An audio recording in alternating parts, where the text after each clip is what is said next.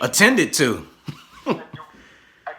I've Right. never had that. And so I just want to do better with young people. So when I meet young people who don't necessarily have my expertise, I'm trying to find people who do have their expertise Right. and talk to them about what can I share. Like, Yeah. I mean, where would I start? I give me think, your best five nuggets. I pass those along. yeah, I mean, it's kind of like the first thing is to break, photography as a tool. I mean, the camera as a tool, just in general, can be utilized multiple ways. So it's good to know the ways that the tool is being used.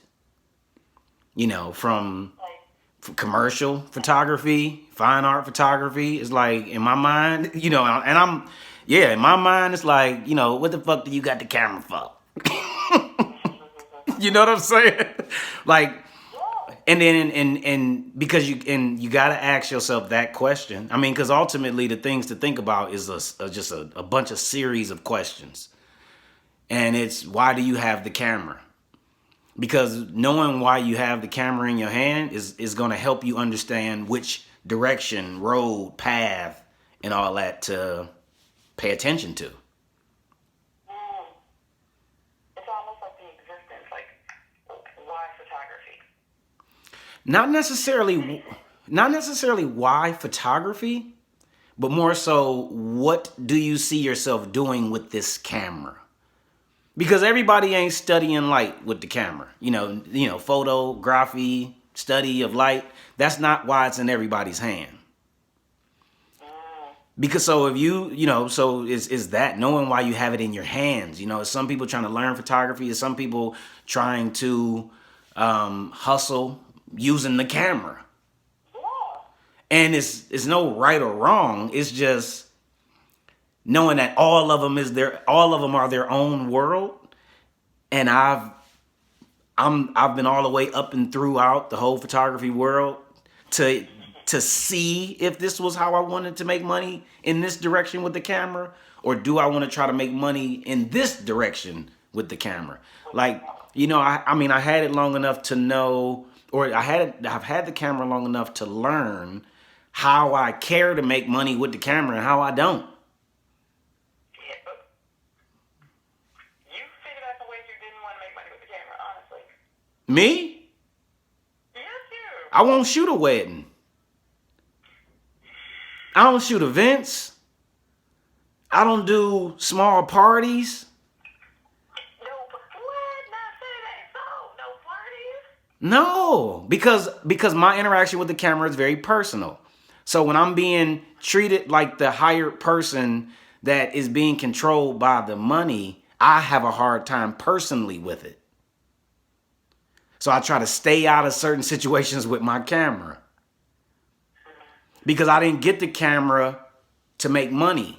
I got the camera before money was involved with it. The camera to me is like my sketchbook. You know what I'm saying? And how often or how many times are you in an environment where you're comfortable sharing your sketchbook? You know what I mean? If it ain't the right crowd, it ain't even you sitting there like, oh yeah, I ain't about to pull this out right now. It's too personal. Let me tell you, it's right. Listen, I work with this one organization. They do this whole design. They do this performing and visual arts I just competition. realized that I'm I'm on edge and very defensive when I'm taking pictures. Yeah. So when I'm being disrespected, and those experiences, I mean, been on portrait shoots, but also they've been in weddings, and you know, it was like, oh, okay, this ain't how I want to. I don't like being uncomfortable with this camera in my hand. Yeah. So but not that I ain't shot a whole lot of weddings. You know what I'm saying? But I had to stop. I had to stop. It was like, oh, okay, Donald, you gonna use this camera, so you can stop making money this way because 12 different ways you could make money with this camera. Yeah. So I shot weddings and I did all this stuff, And I continued to do it throughout my career. And I looked at it as a hustle. It was like, okay, Donald, you can't go in there with this fine art photography lens on, because you know that that's not how you can approach it. That's not what you're being paid for. So I had to learn how to take my own personal levels up and down creatively just for it to match my venue or my assignment. So that's what made me say the number one thing. I mean, these would be my first couple questions, because it's like if she was having a conversation with me, I need to know which compartment of photography I need to go into to have the conversation. You know, so is that's one of those things, because that's going to teach you what you need to learn. You know, it's no reason in learning studio lighting if you're always going to be photographing, you know, this thing. So it's that. And then it's not that you can't do multiple simultaneously, but it's a whole world of stuff to learn. So this just gives a emotional piece. yeah, it gives it, but it helps gives a direction. It's like in my mind, I use the camera to make money. I use the camera to make art. You know, I use the camera to make curriculum. You know what I mean? Like I'll use it a lot of different ways. T-shirts, murals. I mean, all this stuff is like consciously me saying, okay, well, if I turn this thing that I don't like that much down, then maybe that'll allow me enough time to open up some of these other areas. And that's what I've been doing. I've been, you know, for a long time trying out where I wanted to be with this camera. I mean, from New York and studio photography to, you know, teaching the camera. You know, and it was like, oh, well, let me teach the camera as my hustle, because I know the stuff in and out of my sleep. Well, it was good. It was good for me until I started to learn all of the stuff that the child doesn't normally know when they're in an art-based program. I don't understand. Like, you mean they didn't understand about lighting? No. They didn't know about color and shape and color? No, what they didn't know about the people's perception of them as children. Yeah. So Donald got to School of the Arts in the 4th grade. So I'm like inner city kid gone good and all this stuff, and I have one interaction with the art world. Graduate from high school, go to OU, move to New York, come back, and relearn the world to really actually learn it for the first time. So what happened is I was conflict in most environments, and I would just say is because I had a different perspective. And my perspective was, this is like the program that I went to. So if this is the amount of money, and you know this part doesn't work for the kids, and this doesn't work, then why can't we fix it? Yeah. You know, so for me, it became a point where it was like, oh, okay, well, this is how I make money. I ain't tripping. I get them what they want, and then I go in there and interact with the kids in a real way. And I'm not sitting there. I mean, it literally not sitting there upset or scared that they didn't took my curriculum. I mean, all of the stuff top to bottom that happened to me. People running my programs right now as if I'm not the one that created them in about 4 or 5 different places. But for me, the goal was to help activate a space so it's a kid that has access to a camera, because a space got activated, and I was one of those kids who had access to a camera. And for me, what it did is it allowed me to learn the world. Like I studied the art world from the money side of it to the education side of it to the creating art side of it. And then it's like, oh, okay, well, this is what I care to do with the camera. And I recognize that, you know, now it's a different landscape for the person with the camera. And that's another thing to consider.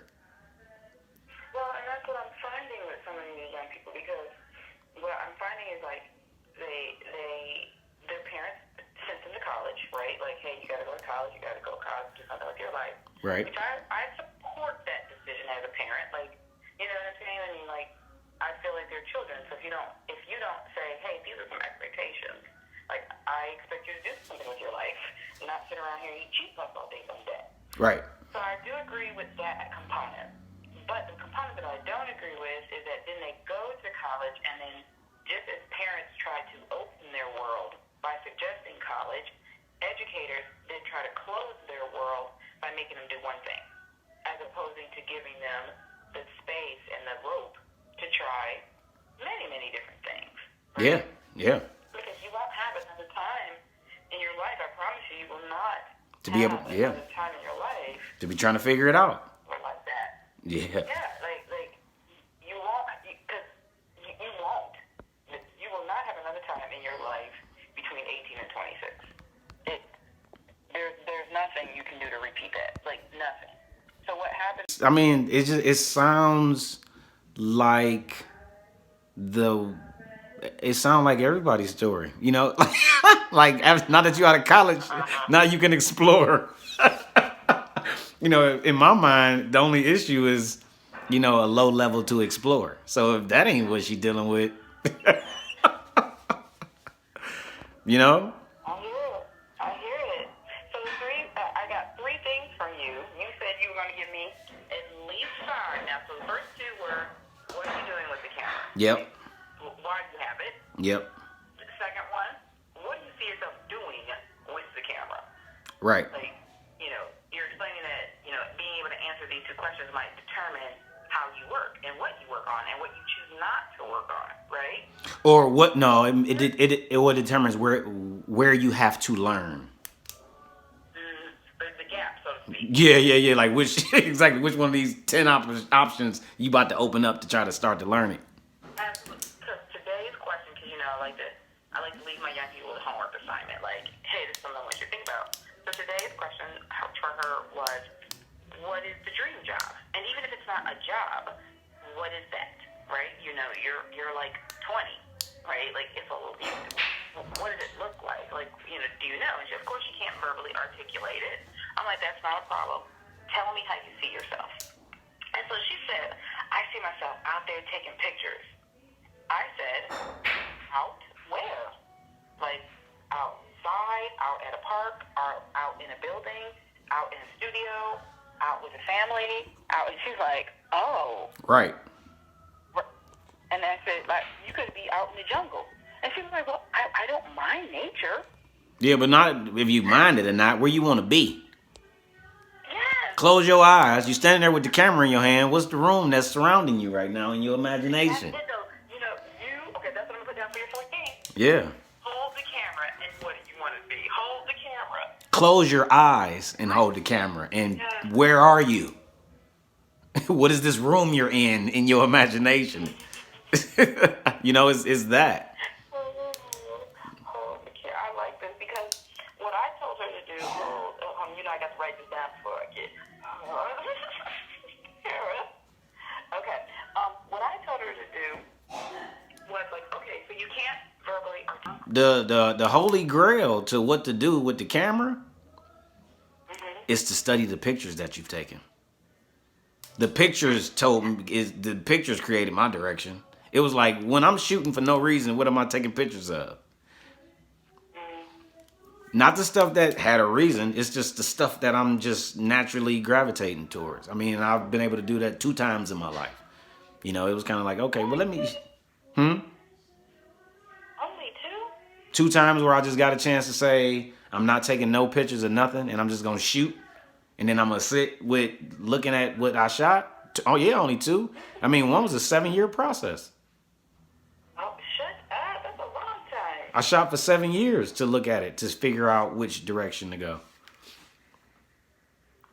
You know, while I'm sitting there taking pictures for money and shooting for money and selling a piece or being in a show, you know, for what I'm doing for myself, I always really let supersede what I'm doing for everybody else, because I know that what I'm trying to sustain for myself is going to last longer than, you know, that project. Yeah. You know, so no, yeah, 2 times ever I really got to just shoot. When I first picked up the camera, that's what I was doing. I was taking pictures for no reason. And I remembered that I had got a chance to do that. So when I was trying to figure out a direction, I said, oh, well, let me shoot like I did when I was 14 for no reason. And let me look at that to figure out what I'm attracted to, what I'm drawn to, and see if that'll help me figure out which direction I'm going. And it did. When I looked up, I'm like, oh, these pictures that I'm really drawn to are very specific. So not even really, not great. They are talking to me.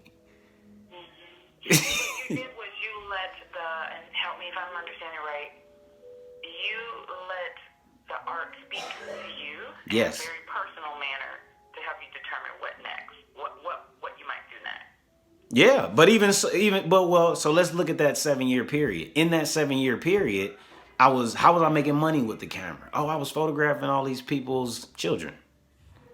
I didn't recognize that that's what I was doing, but I just knew that when I'm saying, okay, now I've been shooting for these for literally 7 years. When I'm looking at the pictures that I've edited and grabbed and separated and sorted and all this stuff, it was like, oh, so you need to shoot the portraits. You need to do this. You're going to target it like this. It was a whole plan that I was able to come up with. One, because it became the portfolio. So I wasn't trying to make a specific portfolio, but me just letting myself just shoot allowed a portfolio to develop that really, really helped me look at it and say, oh, I need to move back to Cleveland. Because in this portfolio, in this book that I'm showing in Manhattan, the pictures that I got in here that are really striking to me that I really feel like I need to show are all these trips that I took in Cleveland and stuff that I shot in Cleveland. So it was like, oh, I need to move back to Cleveland. And so I moved back to Cleveland. And I said, everybody gonna think that they're gonna be like, what the hell is Donald doing back in Cleveland? And I'm never gonna be able to explain this to anybody. But I know that I'm supposed to go back to Cleveland like right now. And do this work. Because I feel like the work is telling me to go back to Cleveland to continue to find the answer. Well, and that's to be expected, especially for someone who says that they feel they have a very deep connection with the work from the camera. So why would you not listen to it? You know what I'm saying? Like, And being conscious that I didn't know the answer. It was like, I don't know. So how do I understand how can I understand my subconscious? Like, how can I figure out what else can tell me if I can't consciously tell myself? yeah. For me, as a visual artist my whole life, it's always been me following these sketches. Like that's what I've been chasing. That's what I've been following. Is drawing like crazy got me to School of the Arts. School of the Arts got me to OU. OU got me to New York. New York got me back to Cleveland. I mean, and it's all been by way of, a sketchbook and a camera. Yeah. It was like just, in the last point would be to feed it. Like she gotta feed it. And what I mean by feed it is, go ahead. No, I was gonna say because so I think what you're describing. Right. Well, I'm assuming she doesn't have a conscious creative process. And what I mean by feed it, when I'm talking to my 20-year-olds, is, it's go on Instagram and find, follow a page that is lighting techniques, if that's what you're trying to learn. Or follow an Instagram page that's specific to what you want to do, so that's on your timeline. So that's what you're seeing. So that's what's in front of you. So you're constantly being reminded. Right now, Donald is learning how to do a handstand. And I'm also learning how to do all these, I'm learning how to do magic tricks. So I purposely set up the stuff that's in front of me. Because what it does is it's calling me out and it's constantly reminding me. So I got Willie videos. I got outdoor lighting, photography, people scrolling up and down, a couple different portrait photography. It's very specific. So and I know that this is what we didn't really have access to that they do, is the programming of your imagination, or the programming of your imagination. You actually got a device in your hand that'll help you do it.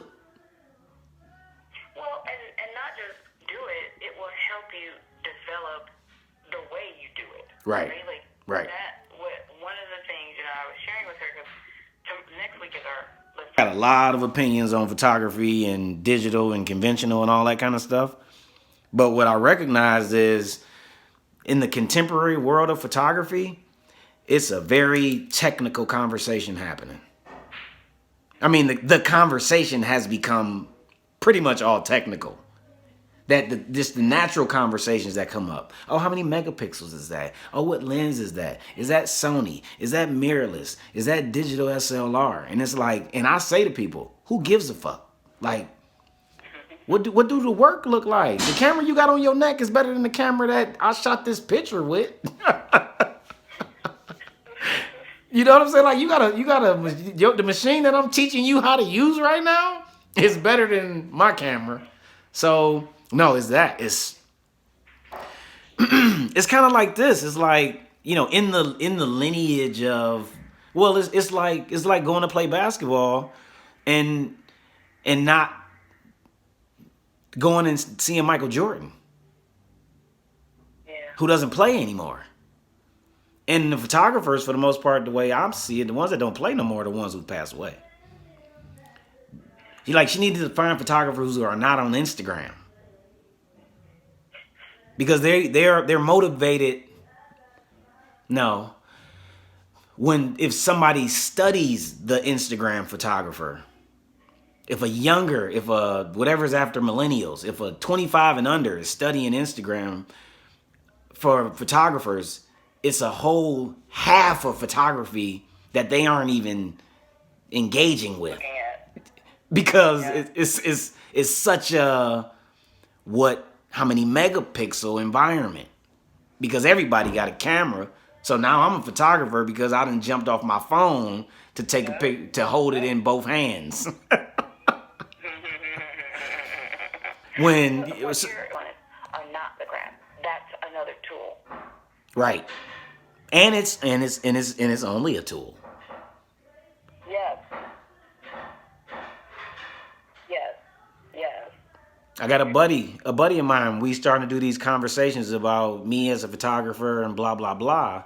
And when we talking about the questions, I kind of got to keep reframing what we're talking about. I said I don't want to have a technical conversation. I can have a technical conversation, but I don't want to talk about fucking f-stops. I don't want to talk about shutter speed, because I recognize that the oversaturation of the digital camera has everybody talking about photography, or way more people talking about photography than when I picked up the camera. And what they're talking about is technique. And that's cool, but I feel like college was a technical conversation, and the gallery and the museum is a technical conversation. And the thing that's helped me understand being an artist is this conceptual conversation. It made me understand why I didn't like the way that looked. Artists anymore, Donald. This Instagram, this person following photographers on Instagram, they're not really calling themselves, an artist. Right. Like, you are separating yourself, and not separating negatively. I'm just saying you are separating yourself by saying, I am an artist and my tool is photography, is camera. Right, because I made that choice before the camera became a selling point of the phone. Poor babies, they don't know. I know. So because I got a couple of them, and I challenge them all the time. And I'm watching them. I mean, some of the longer relationships is, 14 to 23. Mm-hmm. So when we first started talking camera stuff to what we talk about now, because it's like, this is how bad she wants to figure out how to help herself fix whatever she needs to fix. Like, she came over in tears. Like, I just really want to level up, and it's things that I can't see them, and I'm like, man, this is making my eyes water. I'm like, and it's like really having a conversation about, fighting through it. I'm like, so, I think about quitting every day. Do that make you feel better? I'm like, I'm sitting and ask myself, and I'm older, so I'm very transparent. Just to let them know that your 21-year-old thoughts ain't really far off of, my 39-year-old thoughts. I'm in a different place in my journey, and I'm older, understanding what I understand than what you are now, me sharing it with you so you can understand it. But just know that you trying to figure it out is the Best place to be. The fact that you are upset and frustrated and you want to know is you got what we all need is that. So you just get scared when you ain't worried. They're not used to working in uncomfortability. Right. Right? Like when I was in high school, before technology came, you had to wait for grades. Right? Like you had to wait. Yep. Now the teacher turns the grades in, boom, you get an email and there's your grade. Yep. So the whole like 2 weeks when you're nice to your mom because you don't know how this might go, and you don't want to have no attitude problems. Right. And get back. What are you doing in Cleveland these days? I'm hiding from everybody. I'm hiding. You ain't right. You ain't right. I was about to send you ball in to look for you, because I was like, now I know we wasn't like Ace Boom Coon, but I could have at least got a call back or like call me. Don't call me. I get you. What it like? No, really. Yeah, I'm probably like the ultimate, creative person. Because I kept seeing the message on Facebook and I'm like, "Oh, I'm gonna call her." And then I just will forget to call. And then today I'm like, "Oh, shoot." It was the first time that I remembered to call when it was appropriate to call. Because usually it's like 10, 11 o'clock and I'm like, "Oh, I forgot to call." And then, I wake up the next day and I'm fighting, the world for my own attention. You know what I'm saying? So it's like once the phone rings and then this conversation happens and everything is stimulating me,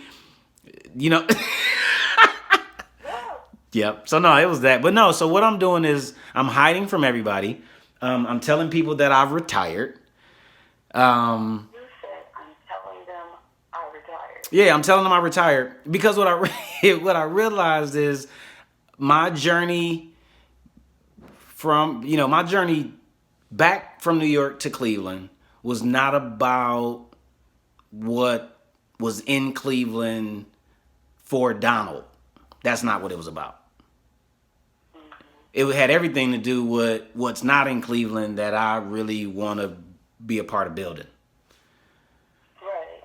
But I didn't necessarily know what I was supposed to be building until I went through my 11-year transition back to Cleveland, to the point where now it's kind of, huh? You might be wrong to another path too. No, not at all. I don't have to deal with none of the Cleveland art world BS anymore. It's over. My interaction with all of it, me being accessible, I wanted to learn the system. I didn't want to figure out. I mean, it was never like, oh, I want to work at one of these places. It's like I'm raised by all entrepreneurs. I invested in all my own equipment over the years of me working for these different places, and I've transitioned to understanding what I need to do next. And it has nothing to do with going and jumping on board and none of these places things. I developed the obsession that everybody has with the cell phone and the camera. I developed that a long time ago. So I got 70 terabytes of information. I got 1,200 videos sorted in a folder that's going to get uploaded to YouTube. And I got another 4,500 videos ready to be uploaded on Instagram. So for the last year, I've been separating myself from these organizations things to help myself develop the habit that the 20-year-old has of being addicted to the device in their pocket. I'm just a content creator. So for the last year, that's what I've been doing. I've been working out, building a regimen to get me to where I am now, to where I'm, uploading the videos once a day. I'm posting once a day because I've experimented with a lot of different ways and variations to do it, to figure out how I care to flood all of this stuff with all this content. So for me, it's like I was making a transition out of even all of it, like a year ago, because it's the hamster wheel or the revolving door. You see yourself in it continuously, and it's like, now it's time to step out. You know, it's like, Donald, you've gathered enough information. You went back to the school. You understand what you feel needs to be shared and taught and what needs to be thought about and what works and what doesn't, blah, blah, blah. You've on the level of the galleries in the art world, the murals, you've developing the audience of the city versus the art world community. And I am it's like I'm the photographer inspired by the hip hop movement and the comedy movement, you know. So there is nothing that I see that looks like where I need to be giving my energy. I gotta make it. It's kind of like I'm literally like a rapper with a camera who don't rap. You know what I mean? Like I'm on panels and in conversations and in meetings and people are asking me questions and I'm like, ugh, you know, and I cuss when I talk and I say nigga. It's like I have a desire to express myself the way I experience myself. And the Cleveland art world is now a conversation of mine to have with a larger audience. Yes. You say with a larger audience. Yeah, it's kind of like, oh, this is the story that I have to tell the world. Yeah, it's like I've been a mole inside all of this stuff because it was, you know, how these environments have a tendency to misperceive and underestimate and under all that kind of stuff of of our folks. Me, I just was trying to learn what the story is that I'm supposed to be adding to the world art history books. So, you know. Well, I hope, Donald, that our paths cross and you get to meet my young person. Oh yeah, that would be dope.